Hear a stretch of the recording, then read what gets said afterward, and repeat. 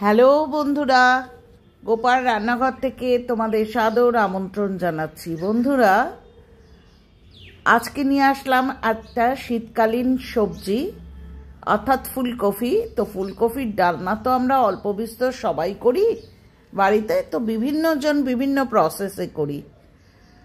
তবে আমি যেভাবে করছি সেটা আমি দেখাচ্ছি। তবে এর মধ্যে কিন্তু আমি কাজু বাদাম, চালমগজ, পোস্ত এইসব জিনিস ব্যবহার করিনি। খুব সিম্পল ওয়েতে করেছি, কিন্তু বাড়িসুদ্ধ লোক বলল অত্যন্ত টেস্টি হয়েছিল। সুতরাং কীভাবে করছি সেটা একটু তোমাদের সাথে শেয়ার করি। প্রথমে ফুলগুলোকে একটু বড় সাইজ করে কেটে নিয়েছি, আলুগুলোকেও একটু বড় সাইজ করে কেটে নিয়েছি। দেখেছো, ফুলগুলো এবং আলুগুলোকে একটু বড় সাইজ করে কেটে 4-5 চামচ সর্ষের তেল কড়াইতে দিয়ে আমি যে ফুলকপির থেকে ফুলগুলো ছাড়িয়ে রেখেছিলাম সেই ফুলগুলোকে একটু নুন হলুদ দিয়ে ভালো করে ভেজে নিলাম। বন্ধুরা, আমি এখানে ভাপ দিইনি, কারণ ভাপ দিলে ফুলকপিটা একটু নরম হয়ে যায়, যেহেতু জল টেনে নেয়, সুতরাং আমার ভালো লাগে না, পানসে লাগে। তো সেই জন্যে আমি ফুলকপিটাকে একটু নুন হলুদ মাখিয়ে নিয়ে আমি কিন্তু লাল লাল করে অর্থাৎ একটু মচমচে করে ভেজে নেব। এর জন্যে কড়াইয়ে একটু তেলের পরিমাণ আমার বেশি লেগেছে।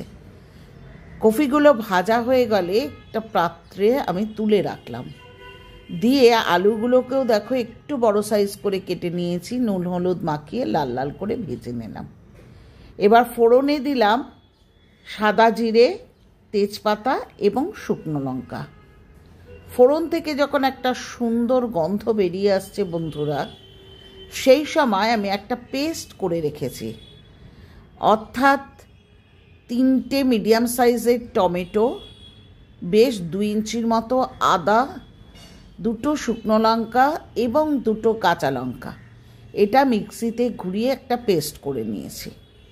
এবার এই মশলাটাকে ভালো করে কষাতে লাগলাম। এখানে টক দই 3 চামচ, টক দইয়ের মধ্যে 1 চামচ হলুদের গুঁড়ো, 1 চামচ কাশ্মীরি লঙ্কার গুঁড়ো, 1 থেকে 1.5 চামচ, 1 চামচ ধনের গুঁড়ো এবং 1 চামচ জিরের গুঁড়ো টক দইয়ের সাথে ভালো করে মিশিয়ে অল্প একটু জল দিয়ে কিন্তু গুলে আমি কড়াইয়ের মধ্যে দিয়ে দিলাম। এই সময় কিন্তু অবশ্যই তাপটা কম রাখবে।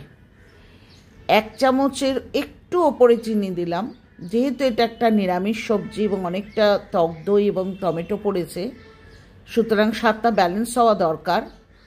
দেখিছো কি সুন্দর কালার হয়েছে। এইবার দেখো লাল লাল করে যে কফিটা আমি ভেজে নিয়েছিলাম, সেই কফিটাও কিন্তু ভালো করে মশলাটা আংশানোর পর, বারবারই বলছি মশলাটা কিন্তু ভালো করে আংশাতে হবে, নাহলে কিন্তু সবজির টেস্ট হয় না। আংশানোর পরই কিন্তু কফিগুলো দিয়ে দিলে, তারপর ভালোভাবে নাড়াচাড়া করে গরম জল পাশে করতে দিয়েছিলাম। সেই গরম জল কিন্তু অল্প করে ঢেলে দিলাম, গপ গপ করে ঢালবো না, কারণ কফি ভাজা হয়ে গেছে, কফি প্রায় সেদ্ধ, আলু ভাজা হয়ে গেছে, আলু প্রায় সেদ্ধ। অল্প জল দিয়ে কিন্তু আমি ফুটতে দেব। এরপর আমি কিছু মটরশুঁটি ছাড়িয়ে রেখেছি। মটরশুঁটিটা আগের থেকে দিয়ে দেবেন না বন্ধুরা, তাহলে কিন্তু মটরশুঁটি চোখে দেখতে পারবেন না, সেদ্ধ হয়ে পুরো গলে যাবে। এই অবস্থায় কিন্তু মটরশুঁটিটা দিয়ে দিলেন। আমি কাঁচা লঙ্কা এখানে দেব না, তার কারণ হচ্ছে যেহেতু আমি ওই টমেটোর পেস্টটার মধ্যেই কাঁচা লঙ্কা, শুকনো লঙ্কা দুটোই ইউজ করেছি। অতিরিক্ত ঝাল হলেও কোনো জিনিস কিন্তু খেতে ভালো লাগে না। দেখুন ঝোলটাকে একদম শুকিয়ে নিয়েছি। গরম মশলা অর্থাৎ ছোটো এলাচ এবং দারচিনিকে গুঁড়ো করে আমি এর মধ্যে দিয়ে দিলাম। অফ ক্যামেরাতে একটু ঘি দিয়েছি, অর্থাৎ 1 চামচের মতো ঘি দিয়েছি। এখানে কিন্তু ধনেপাতা ইউজ করব না, যেহেতু আমি ঘি গরম মশলা ইউজ করেছি, তো এর গন্ধটাই বেশি ভালো লাগবে। ধনেপাতার গন্ধ কিন্তু তখন এটাকে ছাপিয়ে যাবে, সুতরাং ধনেপাতাটা একসাথে ইউজ করব না। এটা ভাতের সাথে ভালো লাগবে, পোলাও ফ্রাইড রাইসের সাথে ভালো লাগবে, এটা রুটি বা লুচি পরোটার সাথে ভালো লাগবে। এইভাবে ফুলকপির ডালনা ভেজে ফুলকপি করো, দেখো খুব ভালো লাগবে। আর পুরনো বন্ধুরা, তোমাদের কি বলবো, যেভাবে তোমরা সমর্থন করছো, পাশে থাকছো, আমি অভিভূত, আমি কৃতজ্ঞ। নতুন বন্ধুরা বেল আইকনটা প্রেস করে চ্যানেলটাকে সাবস্ক্রাইব করো ভাই, লাইক করো, কমেন্ট করো, শেয়ার করো।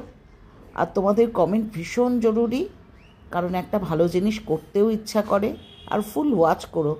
আজ আসি, টাটা।